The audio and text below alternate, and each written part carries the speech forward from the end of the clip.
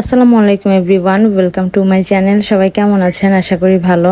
আজকে আমি শেয়ার করতেছি হলুদের পরের দিনের একটা ভিডিও। হিসাব অনুযায়ী আজকে বিয়ের অনুষ্ঠানটা হওয়ার কথা ছিল, কিন্তু বিয়ের অনুষ্ঠানটা হয়নি। কেন হয়নি, তারিখটা কেন চেঞ্জ করা হয়েছিল তা আমি গত ব্লগে শেয়ার করেছি। যারা ভিডিওটা দেখেননি তারা অবশ্যই ভিডিওটা দেখে আসবেন। তো এখানে আমি, আমার কাজিন আর আমার একটা ভাইস্তা, আমরা তিনজন মিলে একটু বাহিরে বের হয়েছি। বাহিরে কিছু টুকিটাকি কাজ ছিল। আর সেদিনের ওয়েদারটা অনেক বেশি সুন্দর ছিল। আর এখানে আমার ভাইস্তাটা, মাশাল্লাহ, ওকে অনেক বেশি কিউট লাগতেছিল। আর রিক্সাতে ওঠার পর যেহেতু বাতাস লাগতেছিল, তাই কিন্তু ও ঘুমিয়ে পড়েছে। আজকে বাইরে আসার কারণটা একটু শেয়ার করি। অ্যাকচুয়ালি নিয়ম অনুযায়ী আজকে কিন্তু ওর বিয়েটা হওয়ার কথা ছিল, যেহেতু বিয়ের ডেটটা পিছানো হয়েছে। তো আমরা বিয়ের দিনের জন্য কিছু ফুল অর্ডার করেছিলাম, আমরা আর তাকে মানা করতে ভুলে গেছি, তাই আজকে ফুলগুলি রিসিভ করতে আসলাম।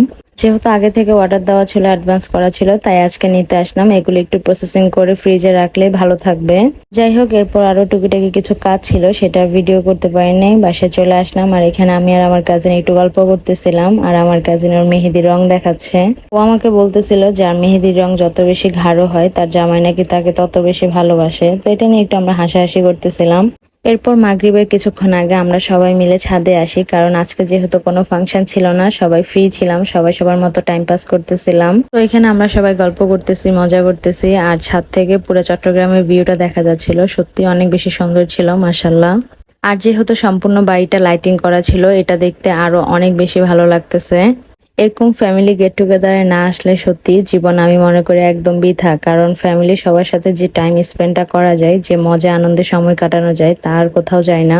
তো এরপর আজান দিয়ে দিল, আর আমরা সবাই নিচে চলে আসলাম। এখানে আমরা সবাই মিলে লাড্ডু খাচ্ছিলাম। আর এই হচ্ছে আমাদের নতুন বউ। সবাই অবশ্যই মাশাল্লাহ বলবেন, ওর জন্য দোয়া করবেন। তারপর এখানে একটু মেহেদি দেওয়ার পর্ব চলতেছিল। এরপর রাতে 9টার দিকে আমরা সবাই মিলে আবার বের হই, যারা সেম এজে ছিলাম। আমরা সবাই এখন ফুচকা খেতে যাচ্ছি। যেহেতু বাসায় আমাদের কোনো কাজ ছিল না, তাই আমরা সবাই মিলে ঘুরে ঘুরে সময়টা কাটাচ্ছি। আর এখানে সম্পূর্ণ বাসার লাইটিংটা শেয়ার করলাম। দূর থেকে কিন্তু অনেক বেশি সুন্দর লাগতেছিল। যাই হোক, এখন আমরা ফুচকা আলা মামার দোকানের দিকে হামলা করতে যাচ্ছিলাম।